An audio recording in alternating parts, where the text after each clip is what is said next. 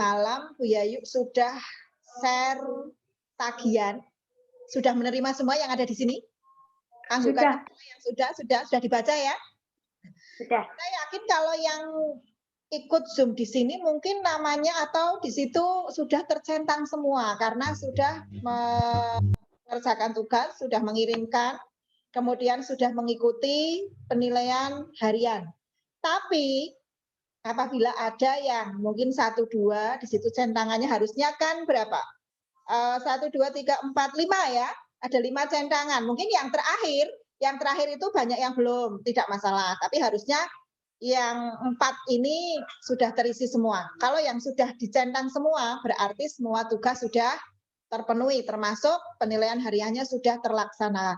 Tapi kalau yang belum, berarti dia masih hutang tugas ke Bu Yayu. Nah, tadi malam saya juga sudah share ke kalian soal-soal penilaian harian.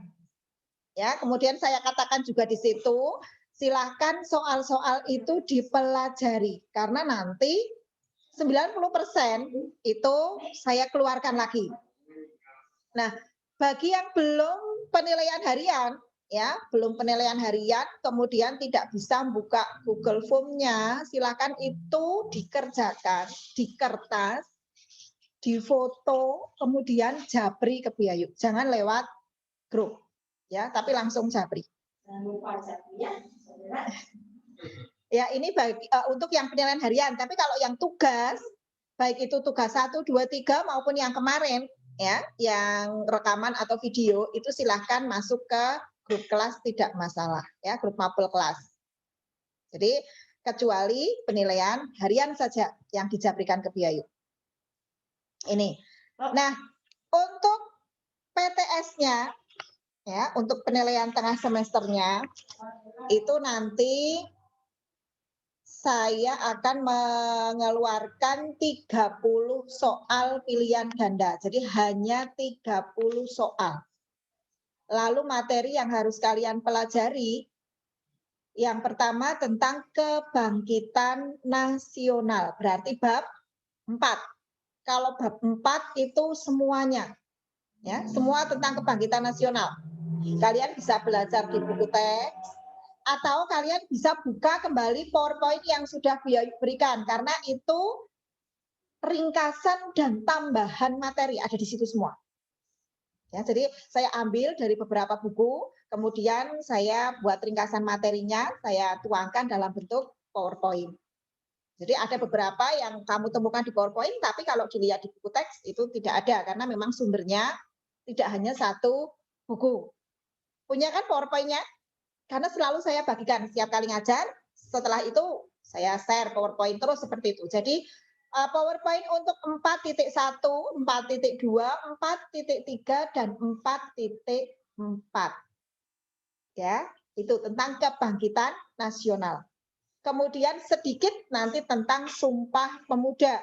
Berarti PowerPoint 5.1 dan nanti akan saya share 5.2, tetapi 5.2 ini tidak harus dipelajari semua.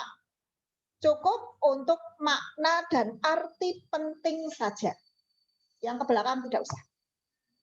Jadi makna dan arti penting Sumpah Pemuda nanti masih kalian baca, masih dipelajari, tetapi untuk yang beberapa peran dari tokoh-tokoh Sumpah Pemuda ini tidak usah dibaca dulu. Ya, karena itu tidak ikut dalam materi PTS. Ada yang tadi malam sudah mencoba untuk mengerjakan lagi soal penilaian harian yang sudah saya set? Ada yang sudah mencoba untuk mengerjakan lagi? Ya, kebanyakan menggelengkan kepala. Nah, berarti mungkin malah belum dibaca. Jadi pokoknya terima, dilihat sekilas, sudah. Tapi satu hal, jangan dihapus. Jadi kalau terima informasi seperti itu, jangan terus lihat sebentar langsung dihapus, jangan. Ya, dicermati dulu. Ini kira-kira penting apa? Tidak. Nah, kalau penting berarti jangan dihapus. Oh ya, sebelum nanti sedikit kita bahas untuk soal-soal itu, tugas yang saya berikan ada 4 tagihan tugas. Kemarin banyak yang menanyakan karena mungkin sudah lupa ya, lupa sudah mengerjakan apa belum, lupa tugasnya apa, ini saya ingatkan kembali. Silahkan dibuka PowerPoint-nya, karena di slide terakhir itu pasti di situ saya tuliskan tugasnya apa. Ya, jadi untuk tugas pertama itu kemarin kalian saya minta untuk menceritakan bagaimana kondisi bangsa Indonesia sebelum tahun 1908. Ya, berdasarkan video. Videonya sudah saya share di grup ngapel kelas. Nah, jadi ada di situ. Tinggal kalian buka lagi, terus ditulis, ya, ditulis menurut kalian berarti bagaimana sih kondisi bangsa Indonesia sebelum tahun 1908. Ini juga nanti banyak keluar di penilaian tengah semester. Kemudian tugas yang kedua itu saya memberikan 10 pertanyaan. Ya, 10 pertanyaan. Ini juga masih tentang kondisi bangsa Indonesia, juga ditambah dengan beberapa tokoh-tokoh kebangkitan nasional di situ. Kemudian tugas yang ketiga, itu kalian saya minta untuk mencari biografi beberapa tokoh kebangkitan nasional. Kalau tidak keliru, di situ ada 6 tokoh yang saya berikan, dan kalian hanya saya minta menceritakan 4 tokohnya, 4 tokoh saja. Dari 6 itu dipilih 4 mana. Ditulis, kemudian difoto dan dikirim ke WA grup kelas. Ya, ini. Kemudian tugas yang terakhir kemarin adalah rekaman atau video, rekaman suara saja atau video tentang isi atau bunyi dari Sumpah Pemuda. Ya. Ada 3 anak yang mengirimkan dalam bentuk video, saya terima kasih sekali. Tapi yang lainnya mengirimkan dalam bentuk rekaman, tidak masalah. Ya, jadi suara boleh, video juga boleh. Ada yang biasa saja, ada yang dengan ucapan yang atau lafal yang bagus, ada intonasi yang bagus. Ya, karena saya buka di situ. Kemarin sudah masuk dan sudah saya rekap, sudah saya share juga. Itu yang saya share itu adalah berdasarkan terakhir saya rekap tadi malam. Ya, jadi waktu saya selesai rekap, terus saya foto, saya share. Termasuk untuk ulangannya yang masuk ke Bu Yayu itu dari 260 anak apa ya untuk kelas 8 itu baru 170 yang lewat online. Kemudian yang lewat foto itu 2 anak, berarti baru 172, yang lainnya belum. Nah, saya tidak tahu ini. Yang lainnya itu kenapa kok bisa belum. Kemudian yang kedua, nanti akhirnya bagaimana Bu Yayu harus membuat nilai. Karena nilai kan berdasarkan itu, tugas kumpulan tugas kalian, kemudian penilaian harian, penilaian tengah semester, kemudian nanti penilaian akhir semester. Lah kalau tidak ada nilainya, saya harus menulis angka berapa di rapot. Itu sulit. Karena itu, ini juga ya nanti tolong disampaikan pada yang tidak suka ikut Zoom, ya, untuk tetap mengerjakan tugas. Oke, mungkin tidak bisa ikut Zoom karena berbagai macam hal, atau ada kendala, mungkin ada kendala di HP-nya, atau di sinyalnya, atau apalah. Tapi paling tidak itu tugas harus mengumpulkan. Ya, nanti tolong disampaikan juga karena sudah di Japri, sudah di share lewat grup, pokoknya sudah segala cara kalau Bapak Ibu guru itu. Tapi ternyata yang belum mengumpulkan tugas, yang belum penilaian harian itu masih banyak sekali. Mungkin tidak hanya di PPKN, di mapel yang lain juga sama.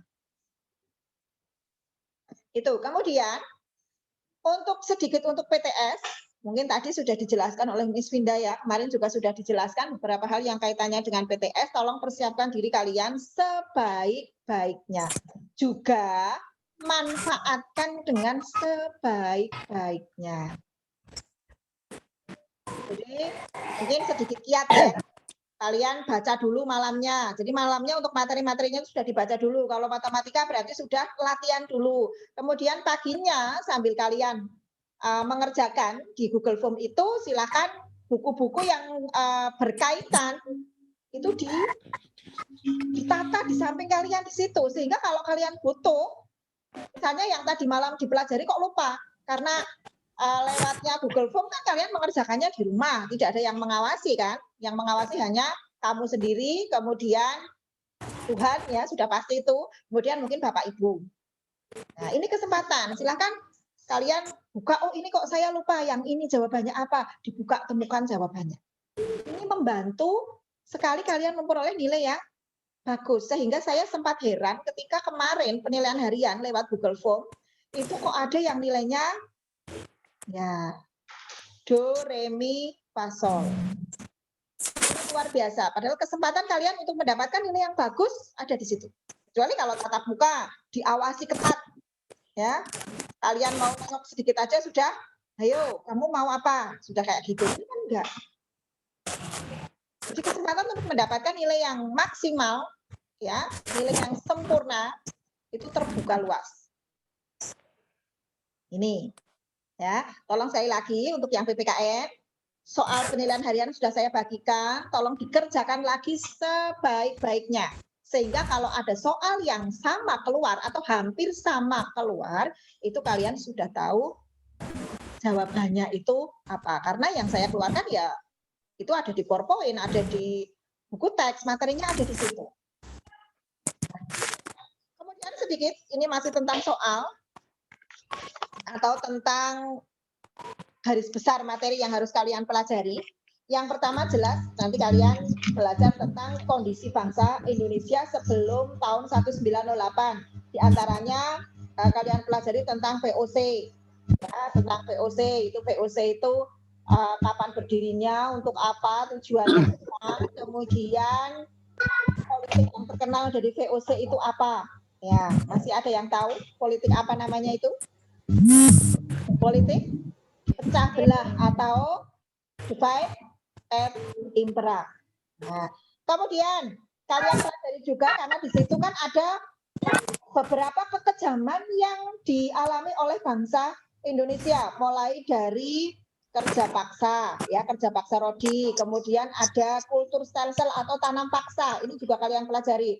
Misalnya ini terjadi pada misalnya kerja paksa rodi, ini untuk apa? Ya, mereka kerja paksa untuk apa? Untuk membuat jalan dari Anyer sampai Panarukan. Ini terjadi pada masa pemerintahannya siapa? Siapa yang berkuasa? Oh, ternyata mungkin nanti kalian akan tahu ya. Oh, ternyata saat Dendles, ya, saat Van den Bosch. Ini apa peristiwa apa yang terjadi? Kemudian adanya kekejaman ini menimbulkan kemarahan, ya, kemarahan dari rakyat, kemarahan dari para bangsawan, dari putra bangsawan, dari para ulama, membuat mereka bersemangat ya untuk melawan penjajah Belanda. Ada beberapa pahlawan di situ. Ya, kalian nanti lihat di PowerPoint-nya juga ada. Ada Sultan Hasanuddin, ada Pangeran Diponegoro, ada Tuanku Imam Bonjol, dan masih banyak lagi. Ya, tolong dicermati juga gambarnya karena mungkin di situ soalnya tidak hanya dalam bentuk Tuanku Imam Bonjol adalah pahlawan dari daerah, gitu tidak, tetapi disertakan di situ gambar. Ya, kalau tokoh ini, pahlawan ini, ya pejuang ini memimpin perang melawan Belanda di daerah mana. Tuh. Jadi ini betul-betul dicermati karena di fotonya biaya sudah itu dengan gambar-gambarnya ada. Kemudian kalian pelajari juga tentang beberapa tokoh-tokoh Belanda, ya, tokoh-tokoh Belanda yang bersimpati kepada penderitaan bangsa Indonesia. Karena ternyata tidak hanya para ulama, ya, para bangsawan saja yang saat itu bersimpati kepada penderitaan bangsa Indonesia, ternyata orang-orang Belanda atau orang keturunan dari Belanda juga banyak yang bersimpati. Nanti kamu lihat di situ ada Doosdekker, ya, ada Multatuli dan sebagainya. Ini ada Mr. Van de Venter dengan etis politiknya, ya. Nanti itu dipelajari. Kemudian kalian pelajari juga tentang Budi Utomo. Nah, ini sudah masuk ke kebangkitan nasional. Ya, ke kebangkitan nasional nanti kalian pelajari tentang Budi Utomo. Budi Utomo itu adalah nama organisasi, bukan nama orang. Nanti kalian salah kira ya, kalau yang tidak pernah mengikuti Zoom mungkin nanti juga ada yang salah kira begitu, itu adalah nama sebuah organisasi yang didirikan oleh Dr. Sutomo atas gagasan dari Dr. Wahidin Sudiro-Husodo. Ini dipelajari nanti, tujuannya apa dan sebagainya. Kemudian adanya kebangkitan nasional ini kemudian melahirkan beberapa organisasi-organisasi pergerakan nasional. Ya, itu nanti juga kalian pelajari. Di situ ada mungkin ada Syarikat Dagang Islam di situ, kemudian ada Indisga Partai, ya hubungannya dengan Indisga Partai nanti ada 3 serangkai karena yang mendirikan ini adalah 3 serangkai. 3 serangkai nanti di situ ada salah satunya adalah Ki Hajar Dewantoro dengan semboyannya yang sangat terkenal yaitu Ing Ngarso Sungtulodo, Ing Madyo Mangunkarso, Tutpuri Handayani. Ini apa artinya? Pelajari.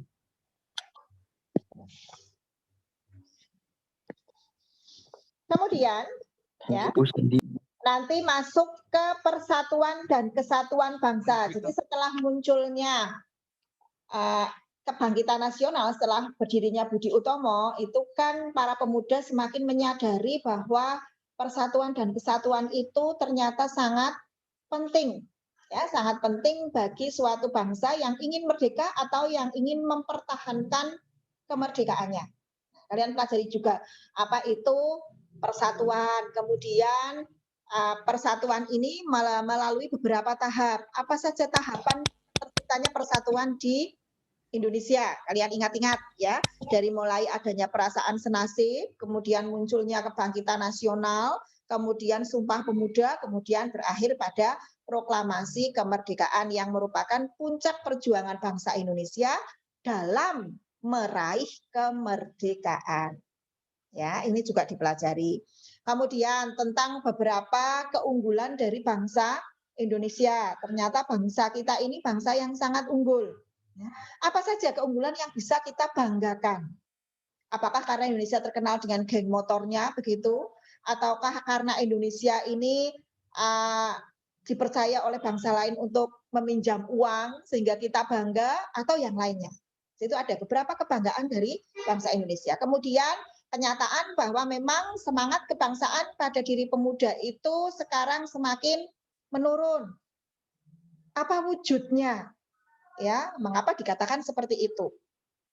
Itu nanti kalian pelajari juga. Itu ada di materi di buku teks mungkin kurang lengkap, tapi di PowerPoint saya di situ sudah saya sampaikan semua. Ya, ini yang berkaitan dengan kebangkitan nasional. Kemudian sedikit tentang Sumpah Pemuda. Saya hanya mengambil 2 hal untuk Sumpah Pemuda, hanya makna dan arti pentingnya saja. Ya, makna dan arti pentingnya saja. Nah, kemarin kalian sudah mengerjakan tugas yang sudah ya tentang bagaimana itu bunyi dari Sumpah Pemuda. Nah, dari bunyi itu nanti ada makna yang terkandung di dalamnya. Jadi dari kami putra dan putri Indonesia mengaku bertumpah darah yang satu, tanah air Indonesia dan seterusnya sampai dengan menjunjung tinggi bahasa persatuan bahasa Indonesia. Di situ terkandung makna yang sangat dalam. Yang intinya bahwa Sumpah Pemuda itu merupakan komitmen ya, ikrar bahwa para pemuda ya, para pelajar itu akan menyatukan diri tanpa memandang perbedaan agama, perbedaan suku bangsa, perbedaan bahasa daerah, adat istiadat dan sebagainya. Ya, yang kemudian nanti mereka meleburkan diri dalam suatu wadah pada saat itu yang bernama Indonesia Muda. Nih. Jadi itu maknanya Sumpah Pemuda ini merupakan tekad, komitmen, ikrar ya dari para pelajar dan pemuda untuk menyatukan diri tanpa membedakan tadi ya, atau kalau disingkat ya tanpa membedakan sara begitu, suku, agama, ras dan antar golongan. Ini sehingga dikatakan bahwa Sumpah Pemuda itu adalah miniatur dari Bhinneka Tunggal Ika. Ini kaitannya, saya jelaskan sebentar ya. Mengapa kok Sumpah Pemuda dikatakan sebagai miniatur dari Bhinneka Tunggal Ika? Kalian kan tahu, apa itu Bhinneka Tunggal Ika? Walaupun berbeda-beda, tetapi tetap satu jua, kan itu. Nah, Sumpah Pemuda juga sama. Sumpah Pemuda di sini ya menunjukkan adanya ikrar bangsa Indonesia ke arah sana. Ya, ke arah semboyan Bhinneka Tunggal Ika. Kemudian arti pentingnya, ya tentu saja karena Sumpah Pemuda ini merupakan komitmen ikrar bersatunya para pemuda, para pelajar, ya, maka jelas Sumpah Pemuda ini memiliki arti yang sangat penting bagi perjuangan bangsa Indonesia. Berarti Sumpah Pemuda ini merupakan titik awal, ya, titik awal dari kebangkitan bangsa Indonesia untuk memperjuangkan kemerdekaan Indonesia yang nantinya puncaknya adalah dengan proklamasi kemerdekaan. Nah, ini sedikit tentang Sumpah Pemuda. Sampai di sini paham ya? Paham tidak? Iya, paham. Banyak yang mengangguk-angguk paham. Nah, sehingga nanti ya untuk belajarnya kalian bisa cari yang poin-poin pentingnya itu sesuai dengan yang Bu Yayu sampaikan ya. Kemudian sekali lagi jangan lupa silahkan kalian nanti kerjakan lagi soal penilaian harian yang sudah saya share di grup. Ya, cari jawabannya di buku, di internet, di PowerPoint, pokoknya cari jawabannya yang paling tepat. Ini. Kemudian dipelajari lagi. Ya, karena banyak di situ soal-soal yang keluar lagi, meskipun ada beberapa juga soal yang baru. Nah, sehingga harapan Bu Yayu ya minimal itu angka 9 sudah kalian dapatkan. Minimal 9. Meskipun KKM kita 70 ya, 70 untuk secara sekolah begitu ya. Kemudian 73 khusus untuk mapel PPKN. Jadi khusus untuk mapel PPKN itu 73 untuk nilai KKM-nya. Ini. Sanggup ya? Semuanya mendapatkan nilai di atas KKM? Iya, sanggup, harus sanggup. Mungkin itu beberapa hal yang bisa Bu Yayu sampaikan ya. Semoga saja meskipun ini sekelumit saja ya, tidak terlalu panjang lebar tetapi sudah bisa menambah pemahaman bagi kalian untuk menghadapi penilaian tengah semester. Sekali lagi tolong bagi kalian yang kebetulan itu punya teman yang selama ini tidak pernah ikut Zoom, tidak pernah mengerjakan tugas dan sebagainya, tolong bantu sekolah ya. Bantulah sekolah, bantulah teman-teman kalian, bantulah Bapak Ibu guru agar teman-teman kalian ini juga mau untuk mengumpulkan tugas, mau untuk mengikuti penilaian harian, mau untuk mengikuti penilaian tengah semester. Kemudian bagi kalian yang kira-kira kok tidak bisa mengikuti secara online, ya itu kalian diberi kesempatan untuk bisa mengikuti secara offline dengan cara orang tuanya mengambil soal ke sekolah. Berarti kalau hari Senin misalnya untuk bahasa Indonesia PAI ya berarti kalian ambil soal itu orang tua kalian ya atau kakak kalian ngambil soal mungkin nanti waktunya antara jam 8 sampai jam 10 pagi. Diambil soalnya dikerjakan besok pagi sambil mengambil soal yang berikutnya dikembalikan jawabannya. Selalu seperti itu. Ini bagi yang memang betul-betul kesulitan tidak bisa secara daring ya. Tapi kalau yang bisa ya tidak usah menggunakan offline ya karena memang seharusnya memang semuanya secara online. Ya, ini hanya kebijaksanaan yang diambil sekolah untuk mereka yang betul-betul tidak bisa mengikuti PTS secara online. Mungkin itu saja ya. Tetap semangat. Ya, jadi pokoknya nilainya harus bagus. Ini untuk PTS kali ini betul-betul dimanfaatkan untuk mendapatkan nilai yang maksimal. Itu saja. Saya akhiri. Billahi taufik wal hidayah. Assalamualaikum warahmatullahi wabarakatuh. Waalaikumsalam warahmatullahi wabarakatuh. See you. Langsung hari 77 karena 91. Diandra diam. Assalamualaikum warahmatullahi wabarakatuh.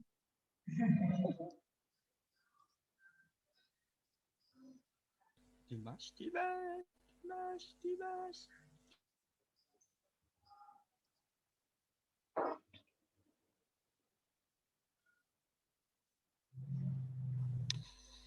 Dimas.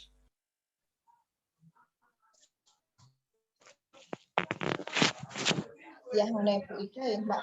Sudah? Udah kemarin. Dimas. Ya, Mbak Erija.